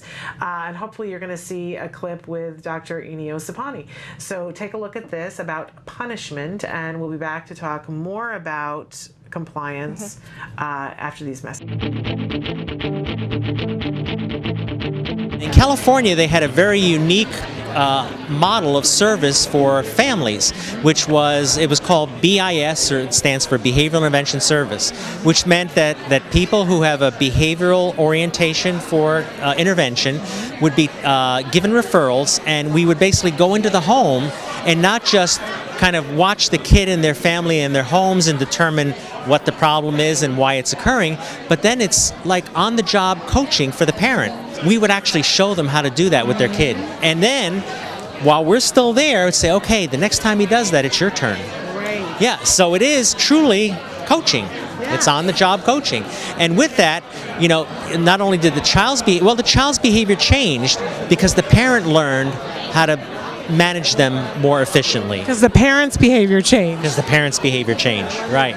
I think a lot of people have misconceptions about what punishment is. So the issue is you want something that will teach the child not to do that again, right? Okay, so get something that's pretty reasonable, but use it every single time. We taught them, you know, how to be consistent. I actually have a book that's online free for parents, and one of the first cases I described, this one lady who had a child who was 4 years old with developmental disabilities. He was like a hurricane going through the house. I mean, he was, you know, every 30 seconds he was either pulling something out, hitting his sister, doing whatever. And, you know, we said, okay, let's focus on just whenever he hits his sister, we're going to put him in timeout. It took me quite a while just to teach her that every time meant every time. Welcome back. We were deep in watching that video, and I hope you'll check out his free ebook about punishment and those kinds of things, Dr. Angela Persicke. But right now, we are joined once again by Angela Persicke, excuse me, and she's a BCBA, a board-certified behavior analyst. We were talking about non-compliance before, which happens. It's going to happen. But what we want is compliance. Exactly. And so how do we go about getting compliance? Give us some tips that we can use today to get compliance. Great. Well, there are a few different methods that have been researched with typical developing children and children with autism and other learning disabilities, ADHD, all across the board. So this is something that can be used no matter what the diagnosis. Cool. We like that. And we look at it based on antecedent interventions, so what is going on before the behavior, modifying those, as well as consequence-based interventions, so what is happening afterwards. Okay. So a few things that often occur that have been researched, giving rationales for why the child should comply. And this goes back to you know, you should comply because it, you know, makes mommy feel good. Right. So giving a rationale for complying, that's an antecedent intervention. Okay. It doesn't really work. Okay. So good to know. So yakking at them and saying, you know, you need to be a good boy, you need to be a good girl, you need to, you know, do this, not effective. Not really effective at all. But specifying the conditions where the child will get reinforcement or not. So if you do this, if you take out the trash, you'll get ice cream. Okay. That does work. That is effective. Okay, so giving them an if-then kind of a situation, you know, letting them know you're going to get reinforcement for doing the thing that I want you to do. Exactly. I think that's hard for parents sometimes because they think, I don't want to raise a child who has to get rewarded for everything. Well, but you want a compliant child, and we don't have to keep that up forever, right? No. What happens over time is that, you know, social praise even like, good job, thank you so much for doing that. Oh, that made me feel so great. That becomes a conditioned reinforcer. Right. So once that is paired, you know, multiple times with something like ice cream, a great toy, an activity, it becomes a conditioned reinforcer and works just as well as these primary reinforcers like ice cream. Yeah, absolutely. I can see with my own child, because, you know, he had a great deal of intensive ABA in our home, and we have a great deal of compliance, not all the time now, but there are some times when I'll ask him to do something where my child will turn to me and say, what can I get for that, right? He literally will ask me that question, and I say to him, my undying love forever. And he will say to me, I already have that. And I say, yes, but you know, it adds up. And so, and every once in a while, like once a week or something, I'll take him as a surprise and do something, and he'll say, why are we doing this? And I say, because you've been such a good boy. So that I make sure that I do reinforce it, but just in a lump sum, like, and he'll say, well, what did I do sometimes? And I'll say, well, remember when you did this, and remember, so he gets reinforcement, but it's not on a specific schedule anymore, but that took a lot of years. So, yeah, exactly. Another intervention, antecedent-based intervention, is something we refer to often as behavioral momentum, and that is giving demands that are high probability demands that the child will most likely comply with before you give the demand that the child doesn't comply with. So it's, you know, you're building momentum so that the child is engaging in compliance before you get to the actual demand you want to see. So are we asking them to do easier things before we ask them the hard things? Exactly. Okay. So a number of high probability, easier targets than a harder target. Okay. So that works a good amount of time. It works. It's not always consistently the best the best option because, especially with, you know, highly vocal children, because they'll see the point where you get to the target response, especially if you've been asking the child to do this all along. Okay, you know, brush your teeth, brush your teeth, brush your teeth, and then you're like, okay, wash your hands, put your shirt on, all this stuff. Now brush your teeth, and the child will discriminate, like, oh, that's the one I don't want to do. Right. So, but I'm just thinking in terms of, we saw with on the A word with Jack Riley that he was out of sorts one day, and she was asking him to do something, the therapist, and he was being non-compliant. And instead of pushing that issue right then, she backtracked to things that were easier and said, you know, touch the bunny, and he touched the bunny, and then she said, you know, pick, you know, give me the red car or whatever, things that he wanted to do and that were easier, and so that he got himself calmed and centered, and she reinforced him for those things that he did that were easier, so that then when she said to him, okay, come here and sit down, he did, because he remembered, okay, it never goes bad if I do what you ask me to do. Exactly, and this works a lot better in situations like that. So, you know, when you're doing skill acquisition or just teaching labeling or anything like that, you can go back to these easier targets or body parts. Touch your head, touch your nose, touch your eyes. We did a lot of touch your nose. Exactly, and then touch the pen. You know, something like that. That's a lower probability response. So, and you call that behavior momentum? Yeah. I've never heard that term before. Okay, great, good to know. Yeah, behavioral momentum, and so it's kind of like building the momentum so that the child will engage in the response. Cool. Okay. So that is effective sometimes for vocal responding, though. If you're trying to get a child to say something and they just won't say it, that might not work, because of course, if you're going to go back to easier targets that have vocal responses and the child's already not saying anything, probably won't say anything. Okay, so we got to use a measure of common sense here. Exactly. Pick things in different categories from, you know, so that it's not, you're not bumping up against the same issue when they're being non-compliant. Exactly. Okay. One other antecedent-based intervention that I want to mention mention is using non-contingent reinforcement. Okay. So giving reinforcement, some form of another, on a non-contingent schedule. So just, you know, every once in a while saying, oh, good job doing this, oh, here's this. And it's almost like how we build rapport. You know, like it's like making the child like you, I guess you can say. And this works fairly well where if you're consistently giving the child reinforcement that's not contingent on any specific behaviors, but is on like a fixed schedule. So every minute you're saying good job or great sitting, anything like that, like just giving some kind of reinforcement that doesn't have to do with the target behavior.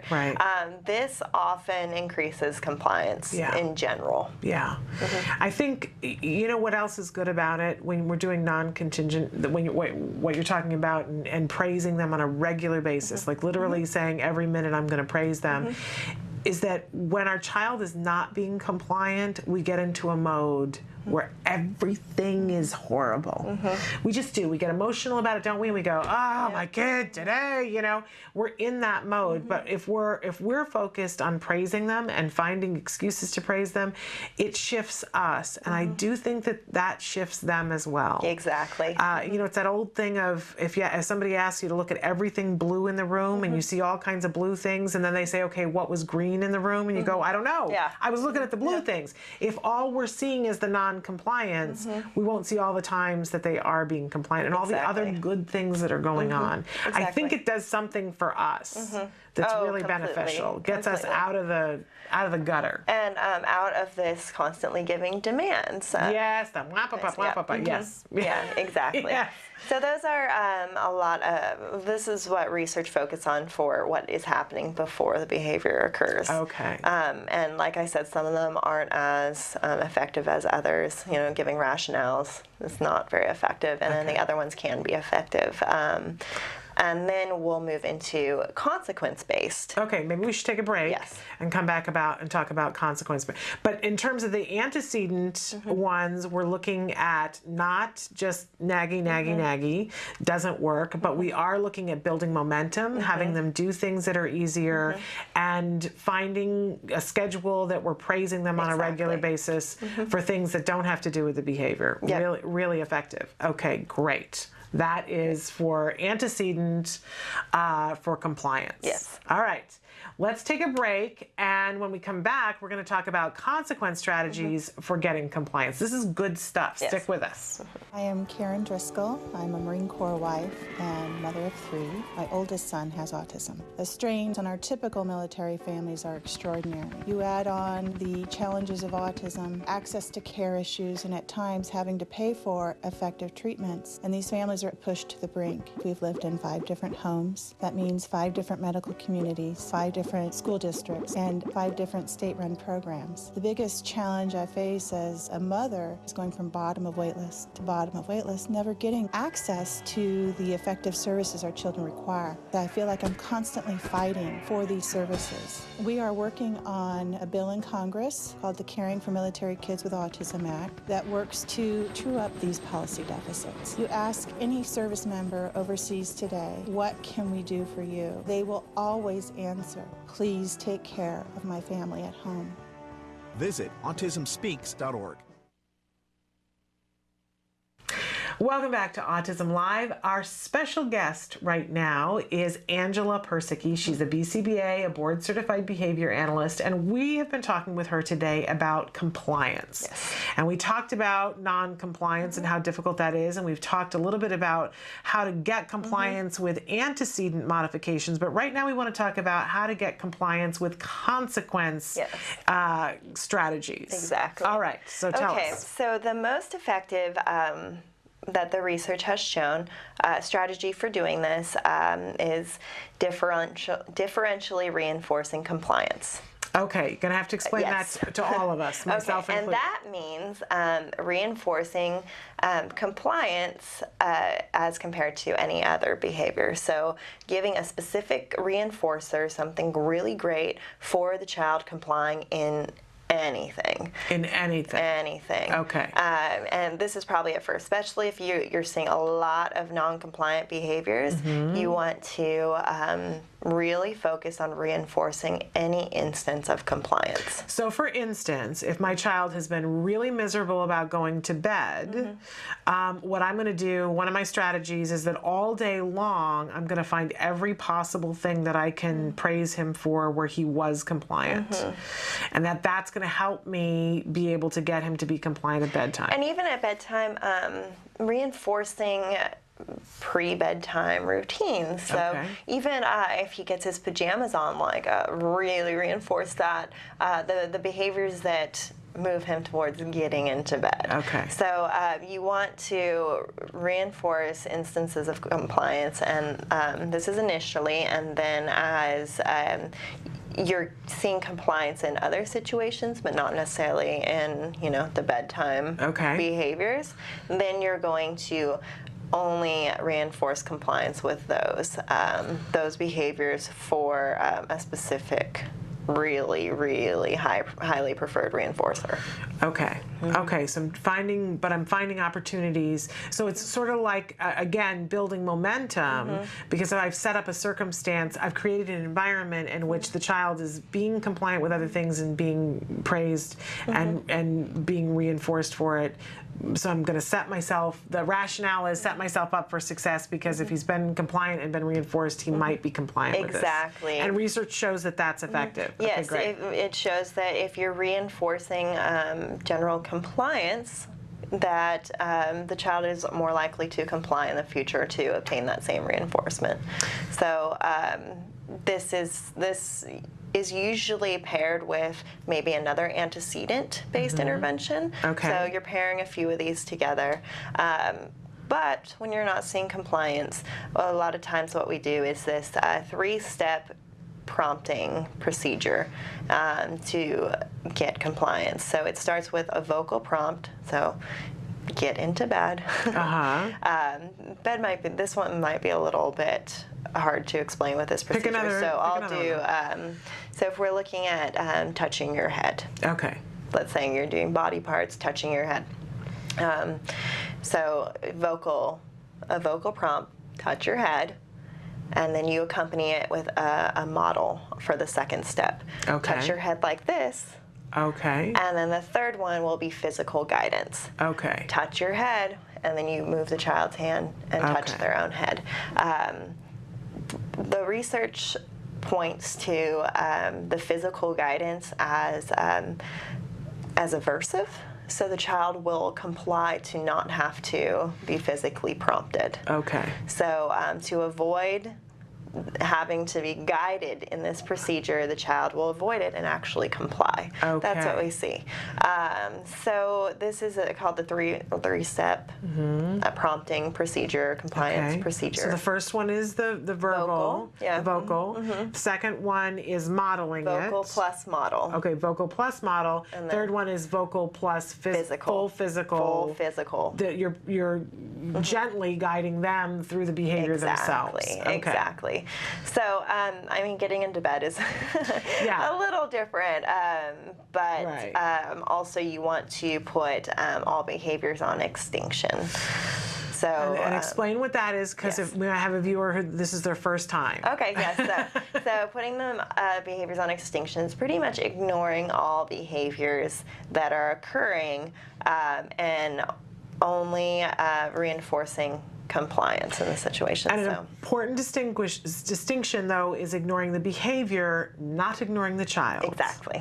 And that's the thing that's so hard. My husband and I struggled. How do you ignore the behavior and you don't ignore the child? And after a while, it kind of clicks in your head and you go, oh, well, I'm in the room. I'm not ignoring my child, but my child is screaming and I'm not addressing it with them. Yeah, exactly. I'm just, I'm there. I can see my child and, I'm not leaving the room, but I'm not going to go stop screaming, which doesn't work. Yeah, and it's not talking the child through it. It's not, get into bed, you should be getting into bed, why are you screaming? Don't scream, you just need to get into bed. It's nothing like that. It's just you give the instruction, get into bed, and you ignore the other behaviors, the screaming, the running around, sometimes even, throwing things.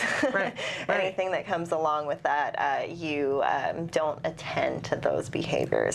And even as far as not making eye contact. Yeah.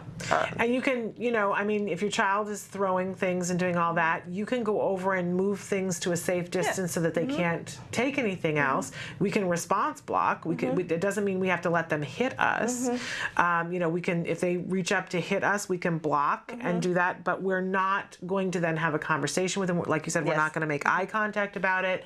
It's hard. It's very hard. It's very, very hard. And I always say that it's best to have somebody show you how to do it once so that you can see, because once you see somebody do it, you go, okay, that's not impossible. That is not impossible. Exactly. And then the key is also to, as soon as you get compliance, even the smallest thing, so even if the child is running around and then he sits on the bed, thank you for sitting on the bed. That's so great. Let's read your book or something like that. Exactly. So you want to, even if you're not seeing the terminal behavior, so the behavior you want. They didn't get all the way in the bed, but you saw something in the right direction. Exactly. Praise it. Yeah, exactly. Praise it and reinforce it. And reinforce it, and then and build the compliance by reinforcing each instant of compliance. And I think, part of what goes hand in hand with this, if you noticed with what Angela said, sometimes as parents we get ourselves into an all or nothing kind of moment, and it's like, well, it's over. They didn't get into bed and it's over. And now I'm mad, and I'm upset and and it's all over. Always giving them an opportunity so that they can have, Evelyn Gould talks about the lights on, lights off. That when our kids are engaging in behavior, if we're doing extinction, if they're engaging in behavior that's problematic, it's as if the lights are off. Nothing good is happening. You're not praising, you're not giving attention, nothing. But as soon as they do something good, it's as if the lights went on and the party is happening. Even if they just ran around the room and threw their book and did whatever, if they are now in a moment where they're going to get on the bed, this is not the moment where we go, now you can't be doing this anymore. You can't be throwing books around. Yeah, and it's not the moment to be like, now what did you do wrong? What could you do better? And that's what feels right to a parent. That's what it feels like you should be doing, but it doesn't work. Research has shown us that's not what actually gets the compliance. And this goes back to, talking to the child about what you want rather than what they want. And and as a parent, we all need to forgive ourselves, because I make this mistake all the time too.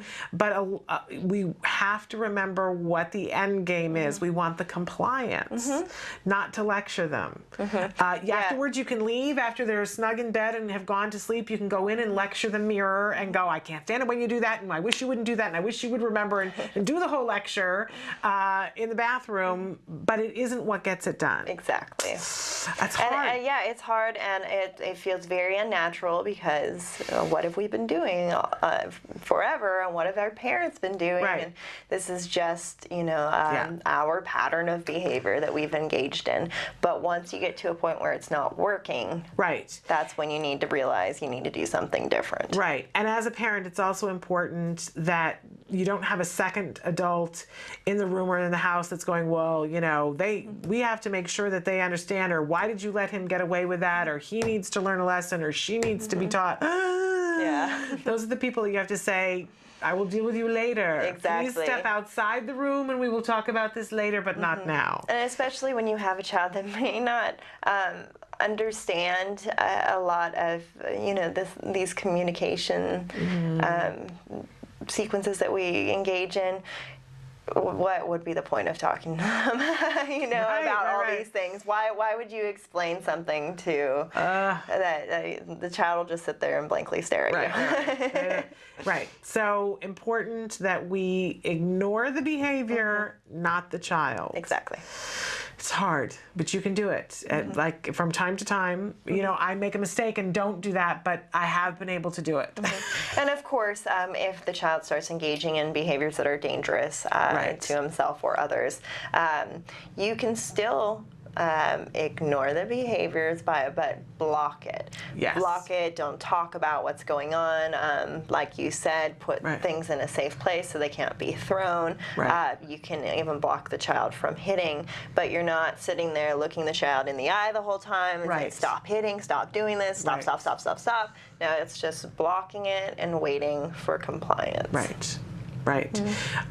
Wonderful. Such great advice. Thank you so much for talking to us about getting compliance through consequence altering strategies. Wonderful. All right. Well, we're going to take a break and we're going to come back and finish out the show, so stick with us.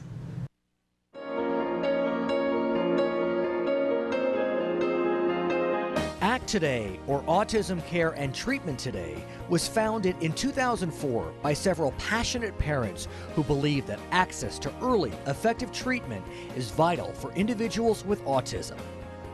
Together with Dr. Doreen Graham-Pache, the world's leading provider of therapy for autism, this group created ACT Today to do just as the name implies, take action immediately to treat autism spectrum disorders. A lot of families and parents and even physicians don't yet accept the fact that we are recovering children with autism. In 2006, inspired by her struggle to get treatment for her young son Wyatt, television producer and author Nancy Alspaugh Jackson and her husband Reed hosted a backyard benefit for the foundation called Denim and Diamonds for Autism. Tens of thousands of dollars were raised, and in 2008, Alspaugh Jackson took the helm of ACT Today as executive director. This country has to come together to save a generation of children. With a dedicated board of directors, a small but committed staff called the A-Team, as in autism, ACT Today is making a huge difference in the lives of children across the country. Grants that fund programs for behavior therapy, special needs schools, and summer camps. Medical needs like diagnostic tests and special diets. Basic safety equipment such as helmets for children who repetitively bang their heads, and fencing for those who wander.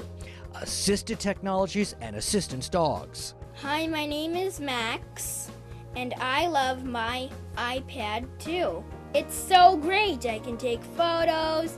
In 2010, ACT for Military Families became the first national campaign to benefit military children with autism.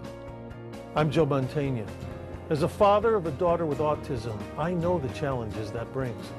ACT Today continues to educate and raise national awareness on the need for early and intensive intervention for an epidemic that affects at least 1 in 110 children. I called on November 1st. And I'm like, how am I going to get notified? How are you going to let me know? And they ended up looking and they informed me that he had received the grant, which was like a blessing from above. ACT Today, fulfilling its mission of helping families with autism, one child at a time.